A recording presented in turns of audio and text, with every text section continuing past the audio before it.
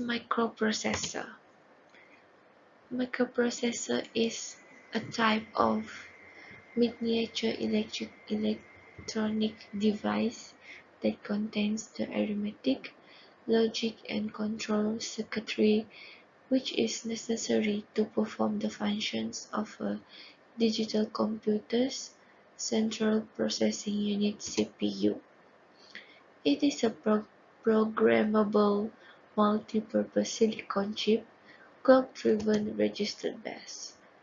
It accepts binary data as input, processes it according to instruction stored in memory and give output also in binary form. This microprocessor combines racks of circuits, both with small scale of integrated circuit IC into a few large scale of IC.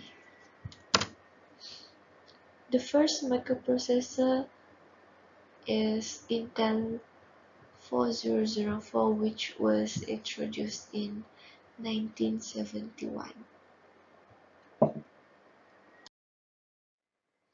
This is the pictures of Intel 4004.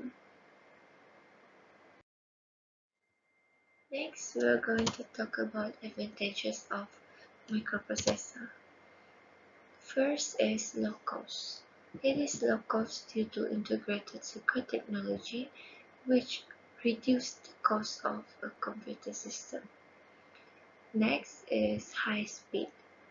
Microprocessor chips can work at very high speed because it is capable of executing millions of instructions per second.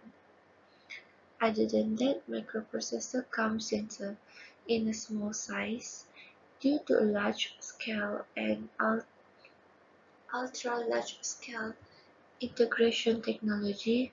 A microprocessor is fabricated in a very less footprint.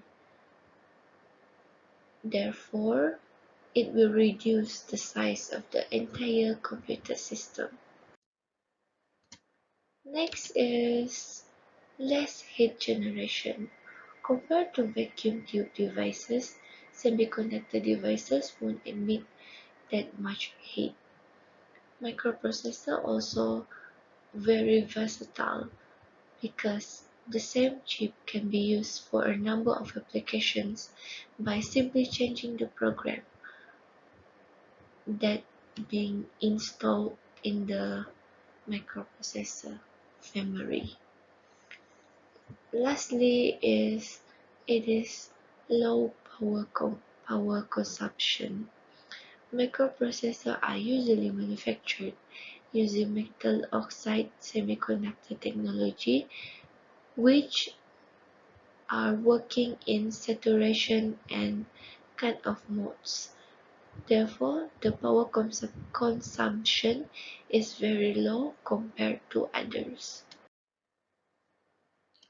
For next subtopic, we are going to talk about our main topic, which is Intel Core M.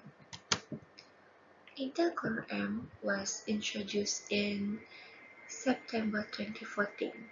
It is the first processor from Intel that based on 14 nanometer Broadwell architecture.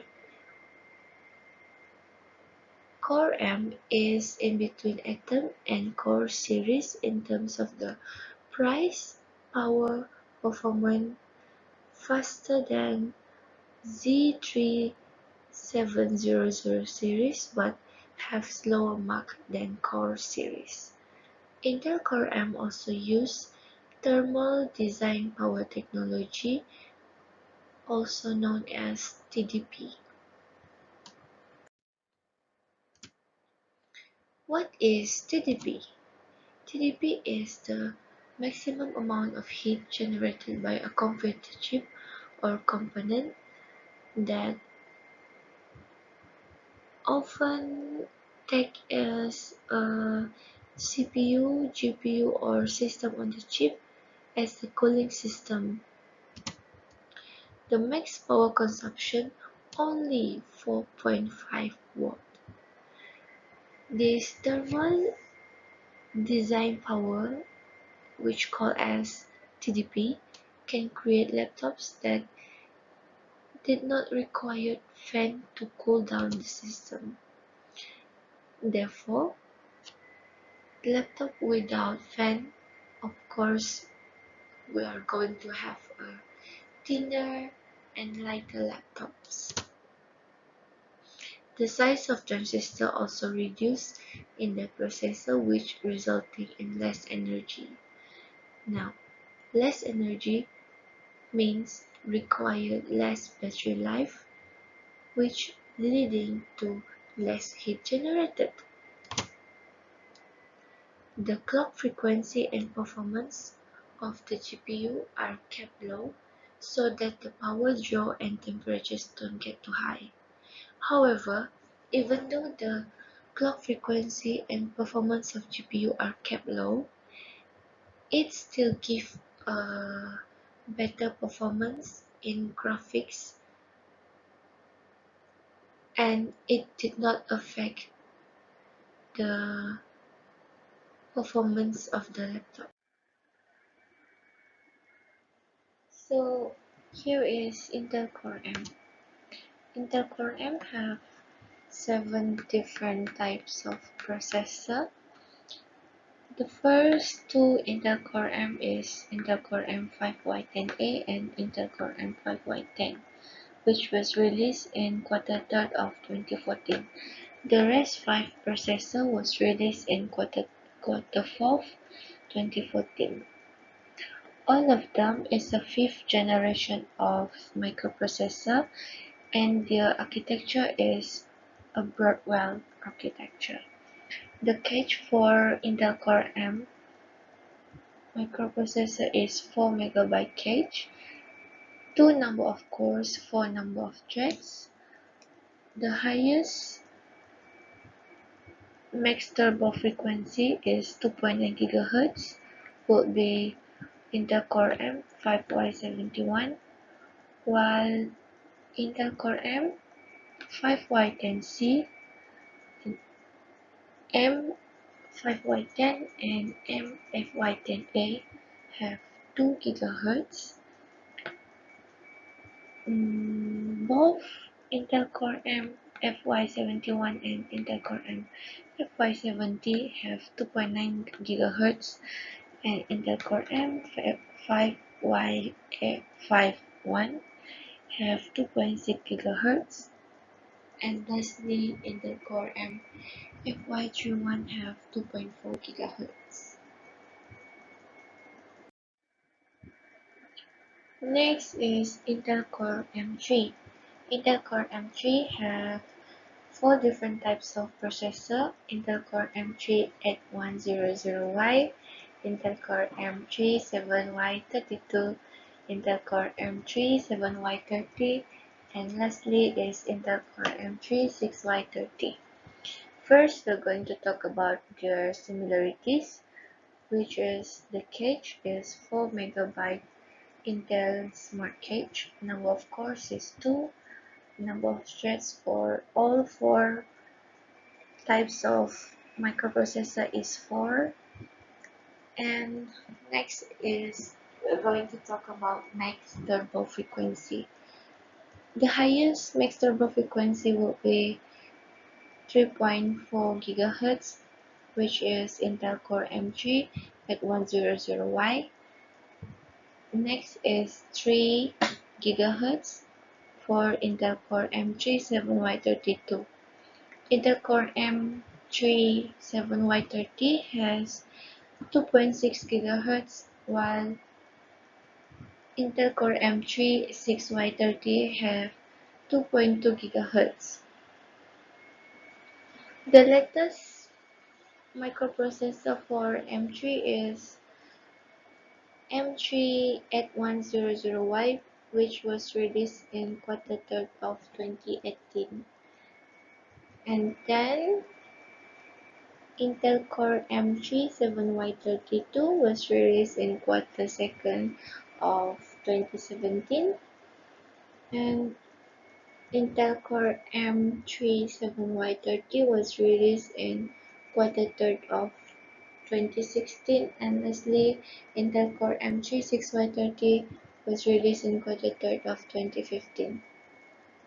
Intel Core M3 6Y30 is a 6th generation for microprocessor M. Both Intel Core M3 7Y32 and Intel Core M3 7Y30 is the 7th generation of Intel Core M. And the Intel Core M3 8100Y is the 8th generation of Intel Core M. The architecture for Intel Core M8100Y is Amber-Lake. Both M3 7Y32 and M3 7Y30 is a Kaby Lake Y architecture. And lastly, Intel Core M3 6Y30 is a Skylake architecture. As you can see from the slides, we are going to talk about Intel Core M5 and Intel Core M7. Now let's look at my left side, Intel Core M5.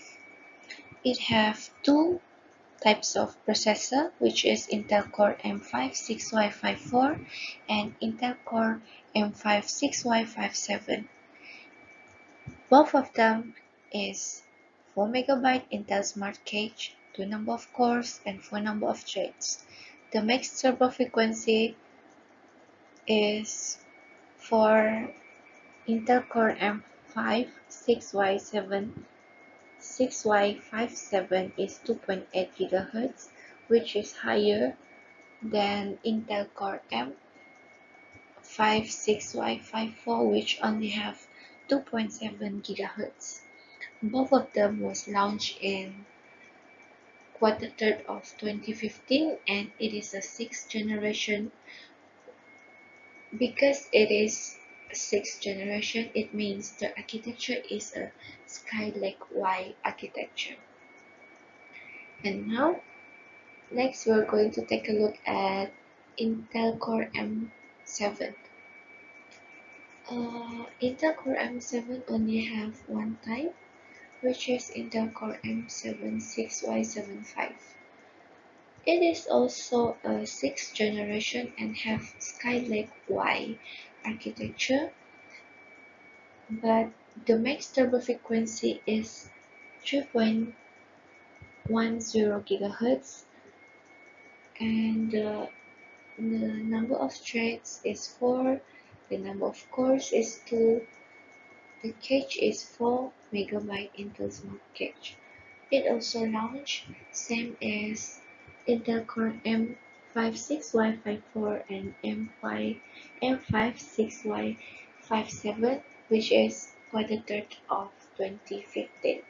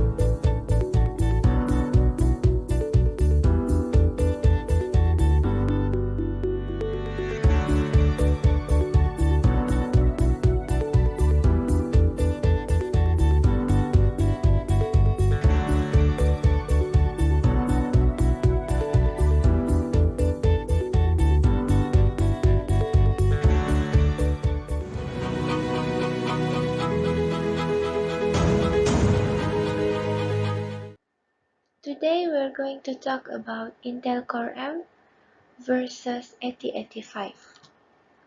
For Intel Core M, we're going to take example of Intel Core M 5Y31, while for 8085, we're going to talk about 8086. 8086 is an enhanced version of 8085. Intel Core M have 4 MB while 8086 have 1 MB for cache. The frequency for Intel Core M is 900 MHz, but 8086 have 5 MHz. The size for Intel Core M 5Y31 is 64 bit, but 8086 only have 16 bits. In terms of CPU clock rate, it shows a big difference because Intel Core M have 900 to 2400 MHz, but 8086 only have 5 to 10 MHz. The memory for Intel Core M is 16 GB, but 8086 have 1 MB. Instruction set is 64 bit for Intel Core M and 16 bit for 8086. The number of transistors in 8086 only have 29 number of transistors, but Intel Core M have 130 million of transistors. The name of circuit for Intel Core M is FCBGA1234, while 8086 is DIP40. The maximum operating temperature for Intel Core M 5Y31 is 95 degrees Celsius, but 8086 only 70 degrees Celsius. After all of the explanation above, now we reach the conclusion for Intel Core M. Intel Core M is a sufficient processor if the buyer are looking for laptops, because the laptops that use Intel Core M as their processor is super light and thin with good performance.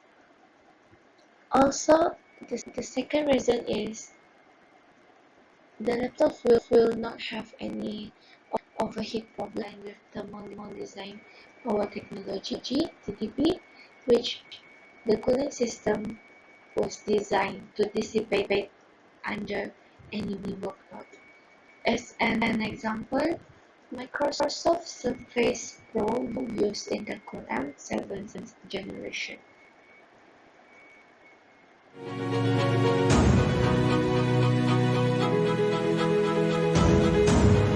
There are often tempting deals on the newest Surface Pro, but usually on the lowest spec configuration with the Core M CPU. So naturally, a lot of people will ask if that's really enough for day-to-day tasks. I had the same question, but I pulled the trigger. So, hey, I'm Brian, and I can answer that for you.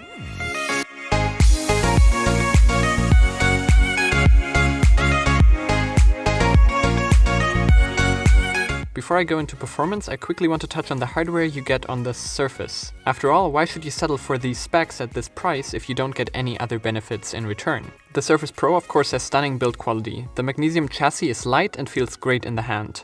This is a completely new device, so it doesn't have any scratches, but I know from past experience that it unfortunately scratches very easily. The kickstand is still best in class, with the unlimited levels of adjustment while still being sturdy, which is also why you can more easily use it on your lap than if it was just a tablet in a keyboard case. Speaking of the keyboard, the type cover with its ability to be propped up at an angle is actually a very good keyboard with enough travel, and below it you also have a surprisingly large trackpad that is also super precise. If you don't want to use that trackpad though, you still have the touchscreen as an alternative. The 2736 by 1824 IPS screen is super sharp at 12.3 inches, and colors and brightness also leave nothing to be desired. I'm also a fan of the taller 3:2 aspect ratio that makes work much easier. And the pen, of course, the pen. The Surface has always been the best device for pen support on the Windows side. I say this because I think Apple still does it a bit better, but for all intents and purposes, pressure sensitivity and palm rejection are so good that you can basically use this to replace your notepad. This is of course also thanks to the powerful software. Windows 10 theoretically enables you to do everything you could also do on a fully fledged PC. You have full access to the file system, very much in contrary to the iPad Pro, so you can just plug in an SD card or a thumb drive into the USB port and make use of it. I wish though that they would finally change out that mini display port next to the USB port for USB-C. Please, Microsoft. Apart from this, having the full Adobe suite at your fingertips in such a compact device is also awesome. But again, theoretically. This is where we finally come to the question we all want to have answered. Can the Core M paired with 4 GB of RAM really keep up with day-to-day tasks? And the answer is yes, if you have the right expectations. It's no problem to have Chrome open with 5 tabs and a document in Photoshop at the same time. You just might have to wait 1 or 2 seconds when switching between apps, and installing programs also takes a bit longer. And within Photoshop, as long as you don't have super complicated files, it's a really fine and smooth experience. Same goes for editing photos in Lightroom. And browsing the web, watching video with the great speakers on the amazing display, using Word or apps from the store is obviously fine as well. So for the work you would do on the go, or I guess the work you can realistically expect to get out of any €650 device, the price paid for this, it's totally up to the task. And for the money you save, you even get very great battery life in return. You just have to know that you can't start to open Premiere or After Effects on here and expect to have a good time, but I don't think anybody had that expectation anyway. So in a nutshell, if you see a good deal on the Core M version of the Surface Pro, go ahead. It's not slow at the tasks it can do, so it's not a bad experience or anything, as long as you don't start doing anything more than the things I just mentioned. This makes it pretty perfect as a family computer or as a device to take to classes.